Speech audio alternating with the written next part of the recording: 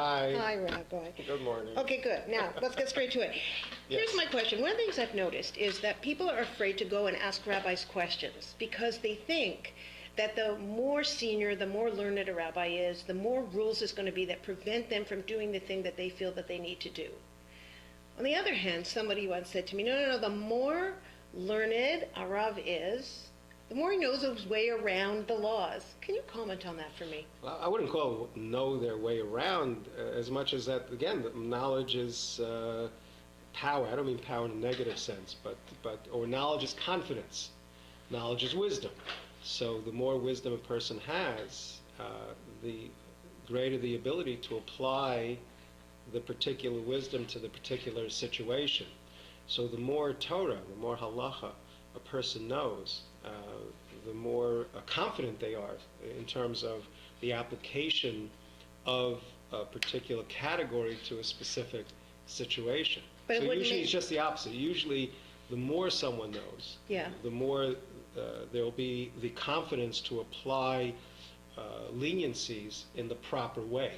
So that's so fascinating to me. It brings me into the question I wanted to ask you about Rosh Hashanah. I think that's why people are so afraid, because their experience of judgment or having to ask a question or being applied to the laws, for example, is always a negative thing. Yeah. When was the last time a cop stopped you, asked you to roll down the window and said, I saw you doing a good deed 3 blocks away. I want to write out a ticket of recommendation for our Good Citizen of the Year award. Exactly. Right. Judgment in secular culture is always negative. Right. But judgment in Judaism, Rosh Hashanah Yom Kippur, it's the most incredibly positive idea. Oh, come on. No, really. Think about it. Who wants to be judged? No one wants to be judged. It's not true. It's and not what if true. You don't even... The more you love, the more you judge. Right? Children want to be loved by their parents.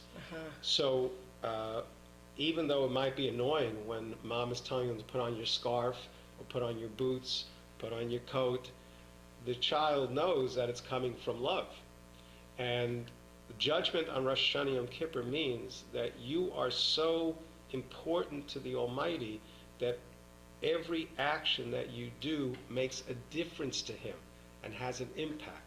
That's why the Talmud says there is no time period where God is as close to us than between Rosh Hashanah and Yom Kippur. But you can see, though, why people would feel, anxious about that with the perspective on justice or on judgment, as you said before, with the cop. But then you would have to, get your head around the fact that God is capable of loving that many children, like millions of children. Just Jews or all people? All people. Remember, God is not Superman. God is infinite.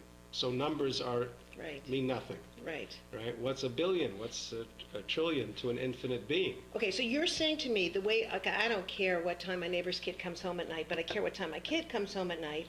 That's because I love them or because I'm more invested in them or both? Well, hopefully you care a little bit about your neighbor's kid, but you're right. I mean, the more you love, the more, you want to use the word invested, that child's life makes a tremendous difference to you. And that's what Judgment Rosh Hashanah Yom Kippur is. Rosh Hashanah Yom Kippur is the beautiful way where God scares us a little bit into realizing how important our lives are, how important our decisions are, and therefore the most important thing that you can do on Rosh Hashanah Yom Kippur is what's called Cheshbon HaNefesh, that you come in to the holiday with your plan made. First of all, the positive. What are the positive things that I want to accomplish? Why do you suggest starting with the positive?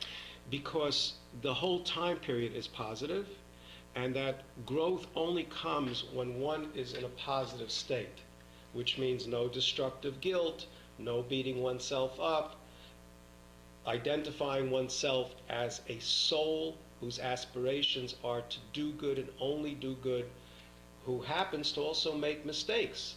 That is the positive energy. That's a huge paradigm shift from the way I was raised to think about Rosh Hashanah, thinking that I was standing there and I was going to be judged for life or for death. And that's why people always say tons of people die around the high holidays, because if you got the bad judgment, that's it. It's the end of the year, and you're gonna I drop never off. heard that. Oh my gosh, it's a very common thing out there. Why do you think there's so many deaths around Rosh Hashanah? God's clearing out who He said wasn't going to make it till next year. Is it literal life and death? No, that's a misconception. Okay, because that's what everyone I know look around the world. There are so many evil people, despots, dictators. That had a good year. Okay, so then what does that life and death mean? What does it mean to be judged for life or for death then? Because I was raised like it was literal. So everyone I know thinks that too. One understanding is the following, that life or death means in terms of the soul's position in eternity. That God looks at the neshama of the person, the essence of the person, and says, right now, what is their standing in eternity? And based on that will determine what kind of year they have.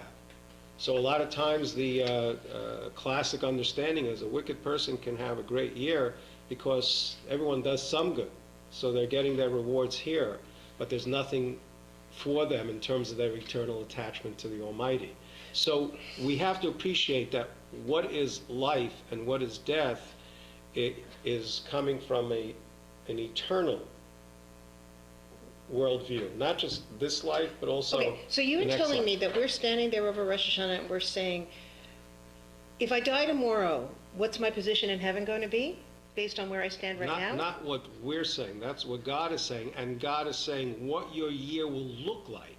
So therefore, if a person, remember the concept of Rosh Hashanah, what do you mean what your year will look like? Let me finish my point, is that I come in saying I want to proactively impact my judgment before God by saying this is who I truly am. Okay. Right? And if a person comes in sincerely having thought through and wanting to change, and change also means fulfilling one's potential in a positive way. So if a person comes in, this is what I want to accomplish, this is what I want to do, this is how I want to change, right? God will react off of that. All you need is to want to. You don't have to have any proactive behavioral changes.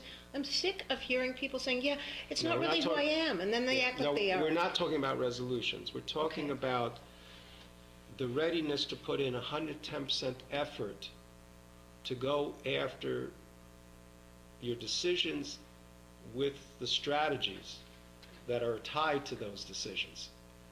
In other words, all God wants is 110% effort. Okay, listen. At our next conversation, I want to talk about effort, because there's a big disconnect for me here between what appears to be our diligence in life and the results that we end up finding. And maybe you can help me resolve that. Important issue. Okay.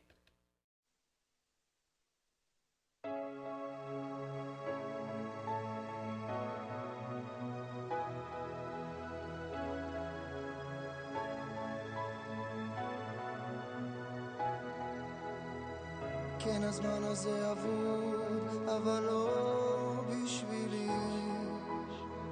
הוא תלוי על עמוד ולא